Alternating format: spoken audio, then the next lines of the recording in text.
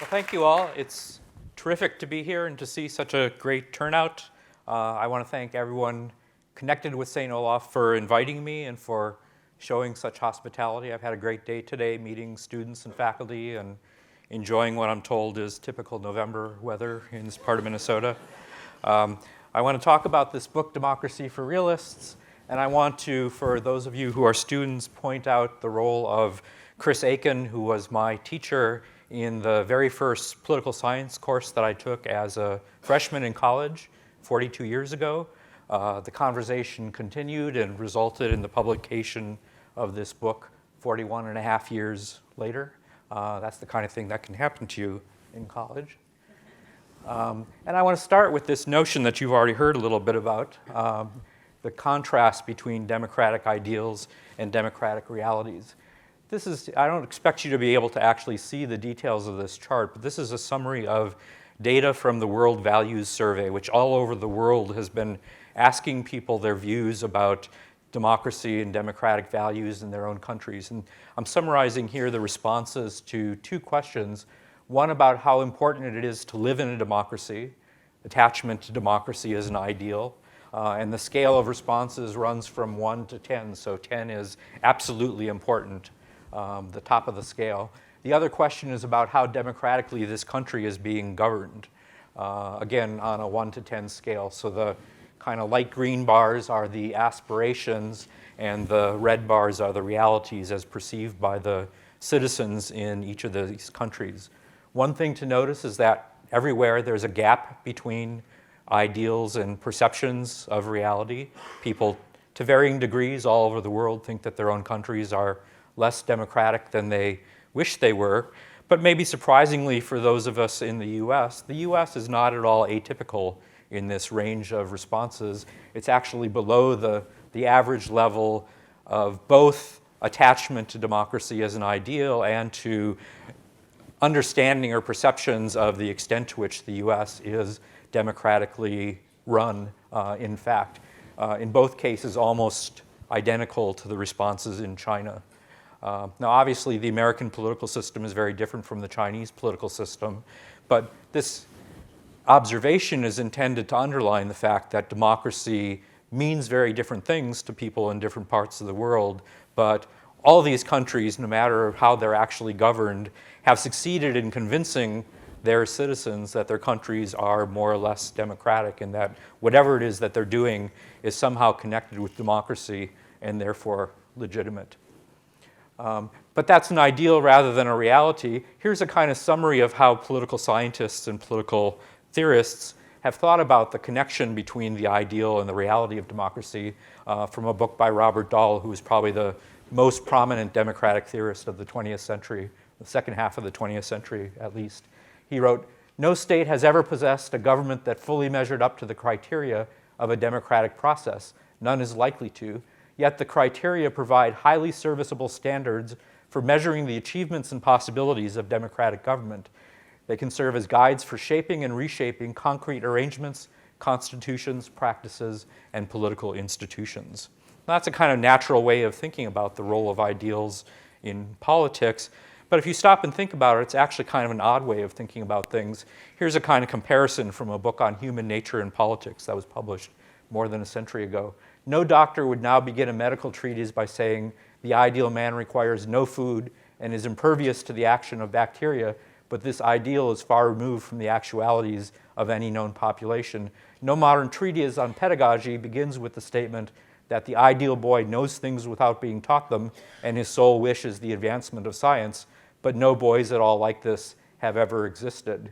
If we're trying to figure out how to cure people or how to teach people, we start by understanding how the process actually works and go from there, rather than by starting from some unrealistic ideal and imagining that we can somehow navigate over all the intervening cliffs and mountains and get to that spot by dead reckoning. That's really a very odd way of thinking about how we would actually effectively reform political systems. This is especially striking, I think. The disparity between ideals and realities is especially striking in the case of elections and what we call the mirage of popular control. Again, to quote from Dahl in a much earlier work, Popular sovereignty requires that whenever policy choices are perceived to exist, the alternative selected and enforced as governmental policy is the alternative most preferred by the members of the relevant political community. Or as one of my favorite political philosophers put it more colorfully a century ago, democracy is the theory that the common people know what they want and deserve to get it good and hard. But there are some problems with that way of thinking about democracy that are illustrated and demonstrated over and over again in the political science literature. As you saw, unsystematically in observations of politics for a much longer period of time, but systematically in the political science literature over the course of the last half century or so. And so I want to just kind of summarize some of those. One is the issue of what it means for an alternative to be most preferred by the members of a community. In the case of a binary choice, people either prefer A to B or they prefer B to A. It's a kind of simple idea. But in the complexity of the real world where there are all sorts of alternative choices and typically none of them has majority support against all of the others, it's a kind of paradox how we even think about what it would mean to be the most preferred alternative. There are also psychological problems here have to do with the idea that people have consistent preferences over all of these possible policy outcomes.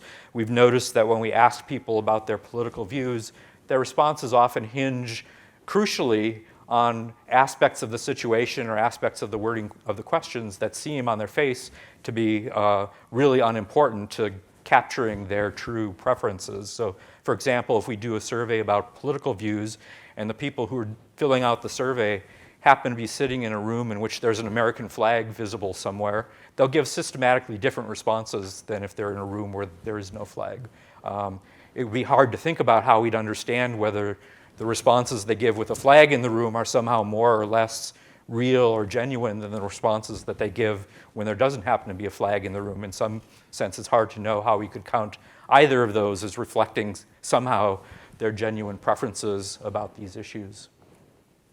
There's a lot of political ignorance. Political scientists have written a lot about that, but they've also tried to construct explanations for why the system might work okay in spite of all of this ignorance about specifics of politics and policy.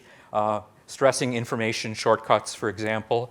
It's true that people rely on information shortcuts, and that might be a good thing if the information shortcuts are actually helpful in getting to the right answer. But since in politics, generally, we don't know what the right answer is, we can't really demonstrate whether the heuristics are effective or ineffective the way you can when psychologists focus on heuristics that are being used to solve math problems and show, for example, that using a particular shortcut does or doesn't tend to lead people to the correct answer. Here, we just don't know what the correct answer is, and so we can observe that these shortcuts are being employed, but we can't really say anything very useful about whether they're leading people in the right direction or not. And so some analysts have focused not on the behavior or the responses of individual voters, but rather on the electorate as a whole, and have argued essentially that even though individuals may do lots of wacky things, across the electorate as a whole, all of those errors will somehow cancel out. It'll just be kind of random noise, and the average opinion of the population will reflect the real views of people as a group. That's a kind of neat mathematical theory, but it doesn't work very well in the real world where all of these errors that people are not random and uncorrelated. They're all viewing the same debate and responding to the same possibly irrelevant cues that they're getting from what the candidates say and do in the debate or the same news coverage. And so when we have errors, it's quite likely, I think, that the errors are going to move large numbers of people in the same direction and not cancel out in the way that they would have to in order for the electorate as a whole to get the right answer. And then finally, what I'll call the illusion of issue voting. Lots of people have defended voting behavior on the grounds that if we talk to people on election day, we find out that what they say about political issues lines up generally pretty well with who they're intending to vote for, who they say they just voted for. And so people often leap to the conclusion that voting behavior is based on these issue preferences, that people are using the opportunity to convey somehow their preferences about policies. But if you look in detail at what's happening, that turns out to be largely illusory. And the example I like to draw on here was a study that was done by one of my former students, Gabriel Lenz, focusing on the issue of Social Security privatization in the 2000 presidential election. Many of you probably don't remember this, but it was a big issue in the last stages of the 2000 campaign. There were literally thousands of ads run by the candidates that focused on this issue, and lots of talk in the discourse in the last few weeks before Election Day focused on the issue of Social Security privatization. And if you look at responses to surveys over the course of the election year, you see exactly what you would hope to see, which is that the relationship between people's views about this important issue and who they said they were going to vote for increased substantially over the course of the campaign. And so a kind of standard interpretation of that fact would be, well, people have these preferences about Social Security and they're using them to decide which candidate they're going to vote for and to send some kind of signal about what should happen with respect to Social Security policy. But if you look in detail at whose positions are changing and how they're changing, it turns out that the increasing relationship between these preferences and their vote intentions came almost entirely from the fact that people who were going to support Bush heard Bush saying that this was a good thing and therefore adopted the view that it was a good thing. People who were going to support Gore heard him saying it was a bad idea, and so they adopted the view that it was a bad idea. And so it was almost entirely people learning what kind of a response they were supposed to give to this policy question that would be consistent with their candidate preference. Very few people seem to actually be changing their votes in response to their preferences about this important issue. I think there's a lot of that goes on that political scientists have often just papered over in looking at the relationship between policy preferences and voting behavior. What are the implications of all of that? Well, the clearest one, I think, is that politicians are really not very responsive to the preferences of their constituents. Here's an example of that, focusing on the relationship between the political views of people in each congressional district in the country, ranging from the most liberal on the left to the most conservative on the right. This is a scale based on responses to a dozen specific policy questions focusing on most of the major political issues. These data are from 2012. And it had a range of economic and social foreign policy preferences.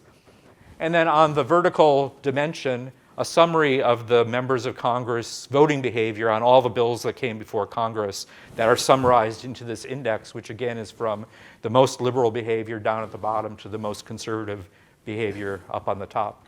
And you can see that there's some relationship between the preferences of people in different districts and the behavior of their elected officials.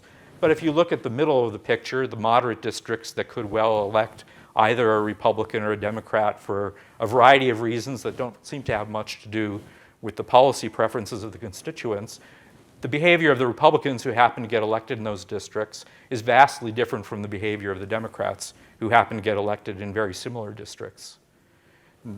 The difference in expected behavior between two people who represent identical districts and happen to be from different parties is vastly greater than the difference between what you'd expect from a Democrat representing the most liberal district in the country and what you'd expect from a Democrat representing the most conservative district in the country. Now, since the preferences of the citizens and the preferences of the behavior of the elected officials are measured on different scales, I can't tell you based on this information whether the Democrats are in some sense too liberal for their districts or whether the Republicans are too conservative for their districts. I suspect it's a lot of both, but you can clearly see that somebody here is not paying much attention to the views of people whose preferences are essentially identical. Similarly, in the domain of presidential politics, we are able to use surveys to track the positions of what I'll call swing voters. These are the people whose votes are up for grabs in the middle of the distribution, moderate voters who are likely to turn out but essentially undecided between the two candidates, summarizing their views on a variety of issues in each election going back to 1980, and comparing them to the positions of the Republican and Democratic presidential candidates. Scholars have tried to do this in a variety of ways. Here what I'm doing is basing the positions of the candidates on the responses of well-informed people who are politically neutral, that is not themselves Democrats or Republicans, and display in the course of a survey that they're well informed about politics, and who are placing the candidates on exactly the same scale that they're asked to place themselves on. So this is my best effort to find out where the candidates stand relative to these swing voters. And you can see that the Republican candidates are always far to the right of the swing voters, and the Democratic candidates are always far to the left of the swing voters. And there's no historical tendency evident here for their positions to converge, for them to move in the direction of the swing voters, even over long periods of time. They just don't feel any need to cater to the positions of the people who are supposed to determine election outcomes. Now, one standard explanation for that fact is that they're catering at the same time to the positions of their party bases, of the core supporters within their party, people who are primary voters and the like.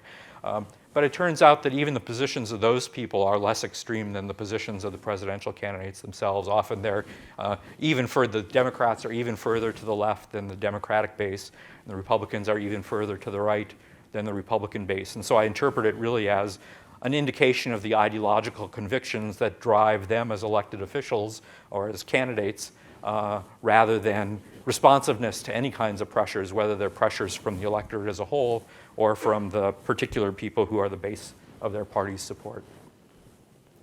Well, given all that kind of pessimistic evidence about policy voting and elections, political scientists in the last half century have turned to a different explanation for how elections work and what's going on and how we ought to interpret them, which is often referred to as the theory of retrospective voting.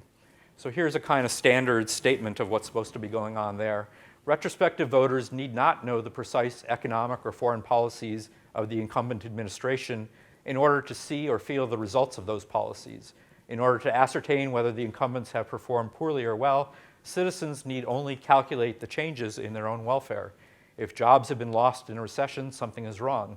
If sons have died in foreign rice paddies, something is wrong. If thugs make neighborhoods unsafe, something is wrong. If polluters foul food, water, or air, something is wrong.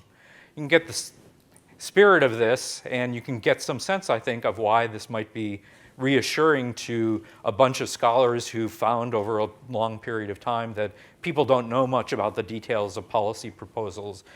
This sounds easier. They can just look around and see how the world is going. If it's going well, reward the incumbents by voting to keep them in office. If things seem to be going badly, vote to throw the bums out and replace them with something else. So one prominent scholar in this tradition wrote that election outcomes are not irrational or random or solely the product of past loyalties and habits or of campaign rhetoric and merchandising. Another, somewhat more colorfully, said voters are not fools. That's the kind of interpretation that's been put on this pattern. But we want to argue that retrospective voting is really not quite as easy as it seems to be. And so here are the questions that we want to pose for you to think about. First, can voters reliably discern changes in their own welfare? There's a lot of publicity associated with economic statistics and changes in the unemployment rate and income growth and stuff like that. But for a lot of the things that voters care about, it's not at all obvious. To go back to this slide, how do people figure out if the air and water are being fouled? It turns out that people have virtually no information at all about the level of environmental hazards. And when the EPA did a survey about what kinds of things ordinary people were concerned about, they found that there was no relationship between the level of public concern and the level of their concern as experts about different kinds of policy problems. It's not something that we can really monitor effectively. Same thing for crime. If you look at variation in perceptions of crime over time or across places, it turns out to have very little to do with actual crime rates. It has much more to do with how much the media talks about crime, which is a very different thing. So if people can't even gauge whether conditions are better or worse in these respects, it seems unlikely that they're going to be able to interpret the election as a referendum on performance. And even if they could, they have to ascertain whether the incumbents have performed poorly or well, so they have to make some judgment about the responsibility of elected officials for these shifts. If what's going on is not at all affected by the policies of the political leaders, then voting them out of office because times are bad is kind of like kicking the dog because you had a bad day. And so one of the things we want to think about is how voters attribute responsibility to incumbent leaders for policies or performance. But that's a very difficult thing to analyze because in most instances, we as scholars also don't know in any detail what aspects of changes in conditions are really attributable to what kinds of political decisions. The world is very complicated, and it's often very hard to ferret out whose policy choices had what kinds of effects. So we want to take a shortcut here of our own by focusing on situations we think are pretty likely not under the control of incumbent politicians. In particular, we want to think about electoral responses to droughts and floods and shark attacks. So I want to start a century ago. This is July of 1916. On the Jersey Shore, somebody was attacked by a shark and killed.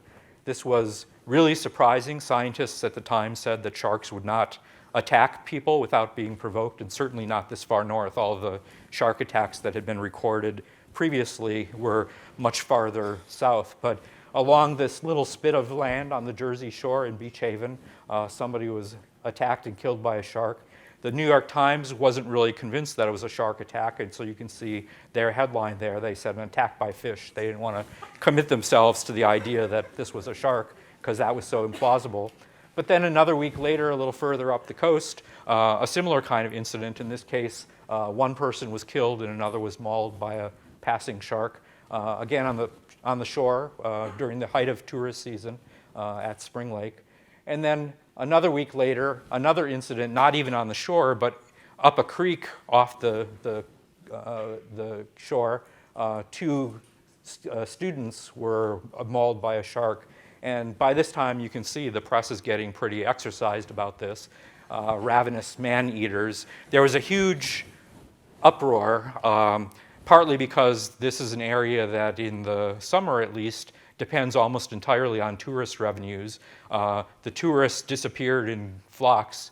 The estimate is that the occupancy of the tourist hotels along the Jersey Shore declined by 75% over the course of this period as people were scared away by the sharks. It was also an instance in which it seemed kind of natural to attach these events to the administration of the incumbent president, Woodrow Wilson, who after all had been the governor of New Jersey and whose cabinet members were in some cases summering on the Jersey Shore and who was himself looking for a residence, a kind of Western White House, as we would say now, on the Jersey Shore. So he was closely connected to what was happening. People were in an uproar, and so what was the electoral response? Here's the shift in Wilson's vote from the previous election in 1912 to the election a few months later in November of 1916. First of all, in New Jersey as a whole, he gained a little bit, less than 1 percentage point by comparison with how he had done in 1912. In Monmouth County and Ocean County, which were the two shore counties that were affected by these shark attacks, he lost support.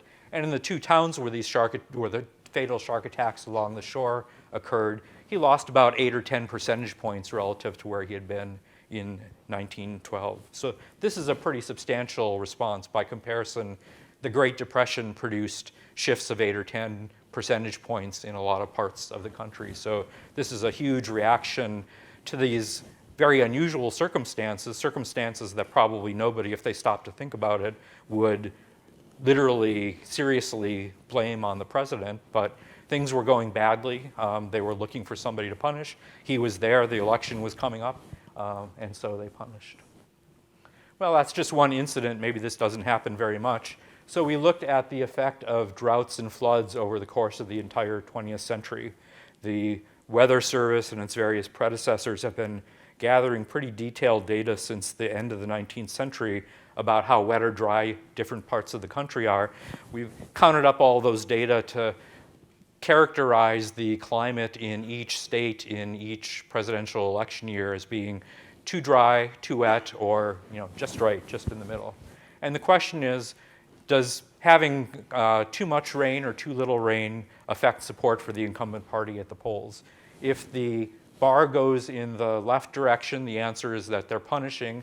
If the bar goes in the right direction, it turns out that the incumbents are doing better in the places that are wetter or drier. And you can see that there's a fair amount of variability from year to year, but on average, there's certainly a tendency for the electorate to punish the incumbent president's party when conditions are too wet or too dry. Now, some people look at this and they say, well, there's nothing unreasonable about this because maybe what they're punishing is not the fact that it's too wet or too dry, but rather the incumbent's response to the conditions, to the economic threat, often to the agricultural industry. But if you stop and think about it, over the course of this entire century, the responses of incumbents, by definition, must have been about average. Some performed better than expected, some performed less well than expected, but on average, they performed about as expected. That's what an average means. So if that was all that was going on, we'd see an even balance between rewarding and punishing, but in fact, punishing turns out to be much more common than rewarding in these kinds of circumstances. In 2000, the last instance down on the bottom there, looking at the details of where the droughts and floods were in 2000, we calculated that if everybody had been completely happy with their weather, Al Gore would have gotten about 7 million more votes than he actually got. So this is, at least in some circumstances, a pretty big effect relative to other things that are going on. Another way to look at this is to look at the more common kind of retrospective voting that scholars have studied in the literature, which is economic voting. And I want to talk here about what we're calling the specious present, because what we want to say is that there's a lot of this economic voting going on, but it's largely specious if what we intend is for voters to gauge the performance of the incumbent administration and reward or punish them on the basis of their actual ability to produce good economic outcomes. So here's a kind of summary of what affects presidential election outcomes over the last 60 or 70 years in the United States.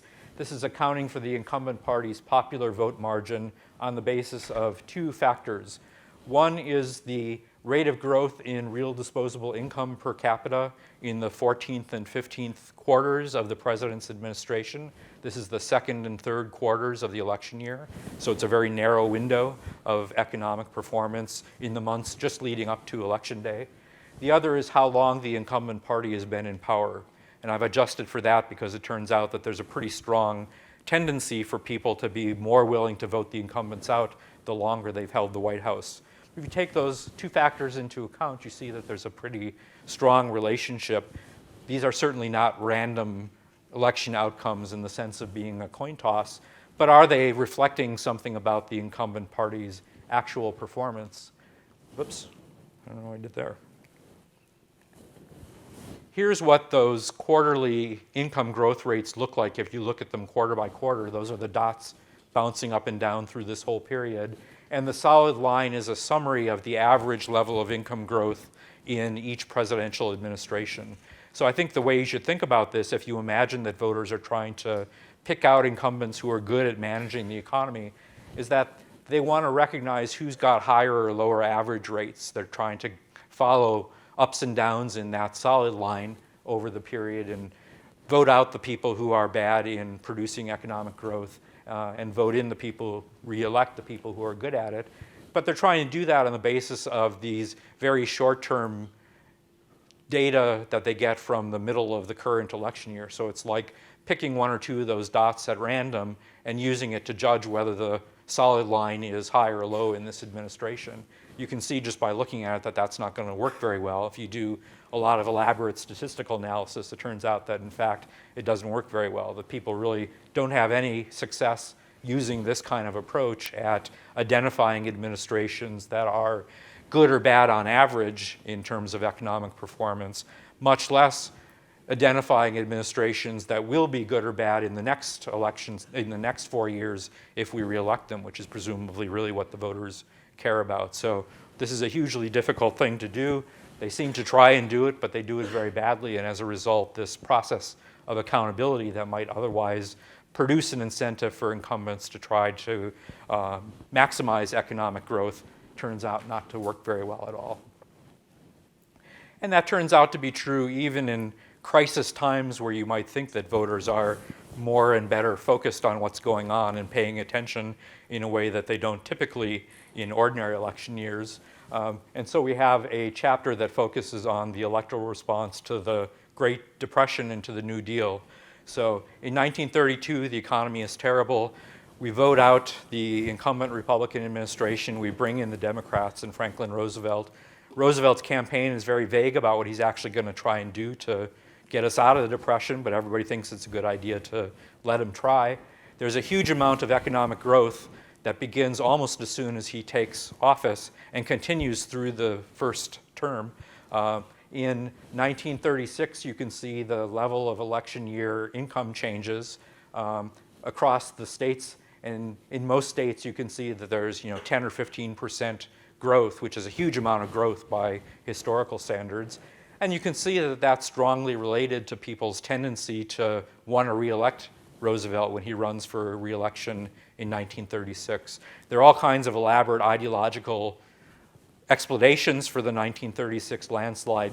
People think of this as a rare instance in which the electorate ratified this big shift in public policy that Roosevelt implemented, but we don't see very much evidence of that at all. We do see evidence of this same kind of simple-minded reaction to economic conditions.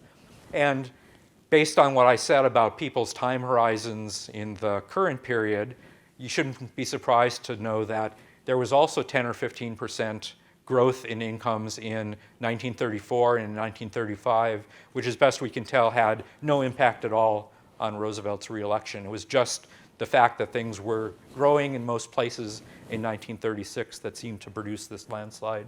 And indeed, we have a kind of back of the envelope estimate that if the recession that hit in 1938 had hit in 1936 instead, Roosevelt would have been a one-term president. And so the whole New Deal transition, kind of the most important transformation of the American political system in the 20th century, would not have happened.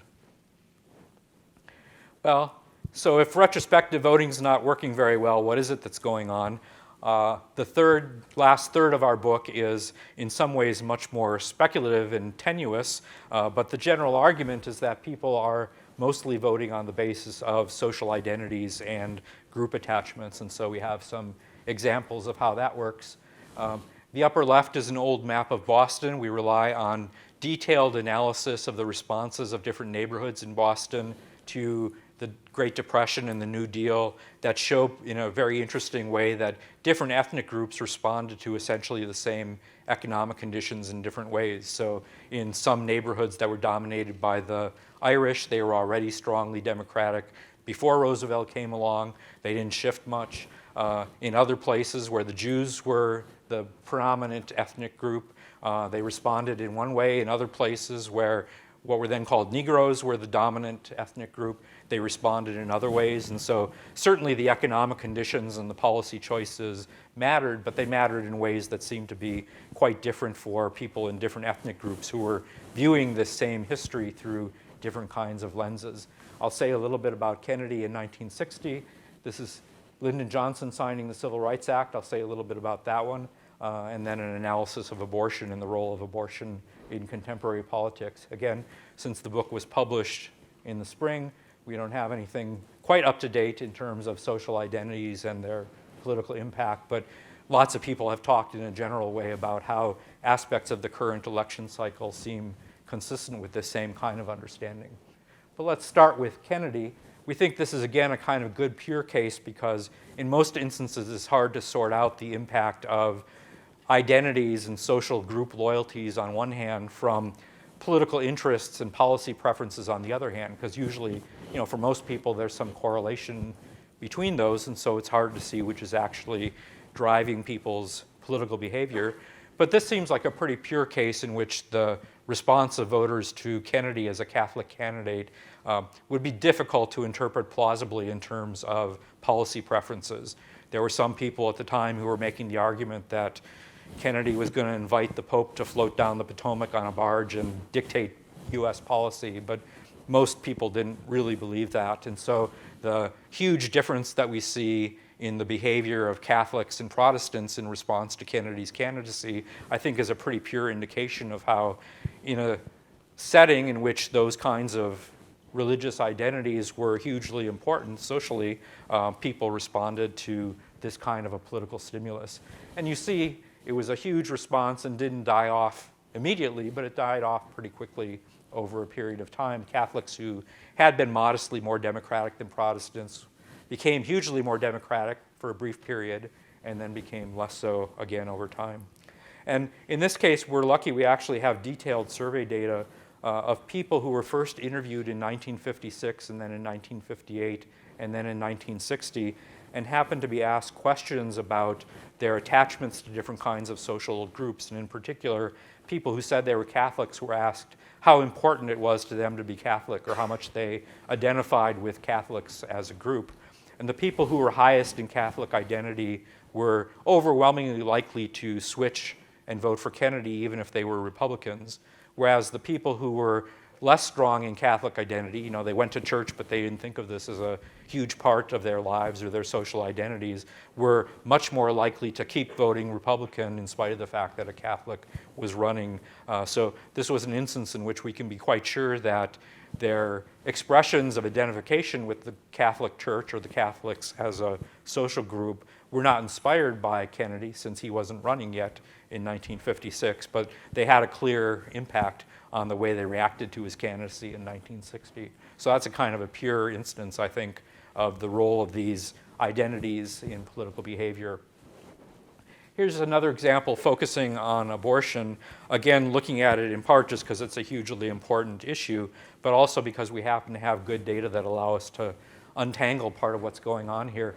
This is from a really neat study in which the same people were interviewed. They were people who graduated from high school in 1965 and then were re-interviewed periodically over the course of their lives, including in the early 1980s and again in the late 1990s.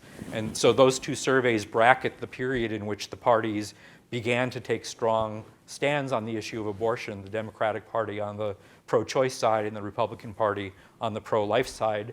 And the question is, how did people respond to that? We can follow them in time as they're responding to this set of political events. And what I'm going to show you is the percentage of pro-life respondents in 1982 who switched to being pro-choice by 1997. You can see a fair amount of switching here over time, which may be surprising for those of you who think that abortion is such a fundamental thing that people wouldn't shift their preferences about that kind of issue even over a period of 15 years. There's a lot of switching, and you can see that the switching is pretty strongly related to their partisan identities. That is, Democrats who were pro-life were quite likely to become pro-choice. In the case of men, more than half of them switched to pro-choice over that period. In the case of women, it was about 40%. Whereas Republicans, there's a fair amount of switching, but a good deal less, because they didn't feel any contradiction between their pro-life positions and their Republican partisanship. So the people who were conflicted were the people on the left. Many of them switched. There were also some who switched their partisanship to bring it into consistency with their views about abortion. In general, on average, men were more likely to shift their views about abortion to bring them into line with their partisanship. Women who, on average, felt more strongly about abortion were more likely, somewhat more likely to shift their partisanship to bring it into line with their views about abortion. So there's some influence in both directions, but a lot of people who are constructing and adjusting their views even about this hugely important fundamental moral issue on the basis of what the politicians in their party were telling them they ought to believe.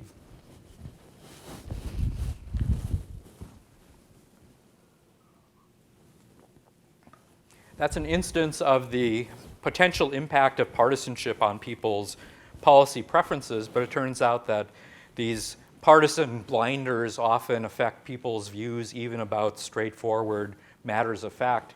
Here's a kind of summary of that. It shows the relationship between people's placements of themselves on an ideological scale from extreme liberal on the left to extreme conservative on the right, and their perception of how close they are to the Republican Party or to the Democratic Party. So people who are above the 0 point think they're close to the Republicans. People who are below the 0 point think that they're close to the Democrats. If you look in the upper right, you can see that people who are Republicans who are pretty conservative are likely to think that they're a lot closer to the Republican Party than to the Democratic Party. That makes sense. In the bottom left, the blue dotted line, Democrats who are pretty liberal think that they're closer to the Democratic Party than they are to the Republican Party. That makes a lot of sense. But what makes less sense is the kind of flat tails on each side of these distributions. So the Republicans, who are relatively liberal but still consider themselves Republicans, manage to convince themselves that the Republican Party is just as close to them as the Democratic Party is. On the other hand, the Democrats, who happen to be conservatives, manage to convince themselves that the Democratic Party is just as close to them as the Republican Party are. So this conflict between my own position and the position of my party is sufficiently uncomfortable that people are willing to just misperceive in pretty major ways what's actually going on in the political world in order to make it fit with their worldviews. Here's another example. This is a factual question about the budget deficit from the end of Bill Clinton's first term as president. People were asked whether the budget deficit had gone up or down during Clinton's first 4 years in office. The true answer was that it had gone down substantially. It had fallen by more than half, actually, in Clinton's first term in office. So the correct answer is way up at the top of this picture somewhere. You see that's not where most of the responses are.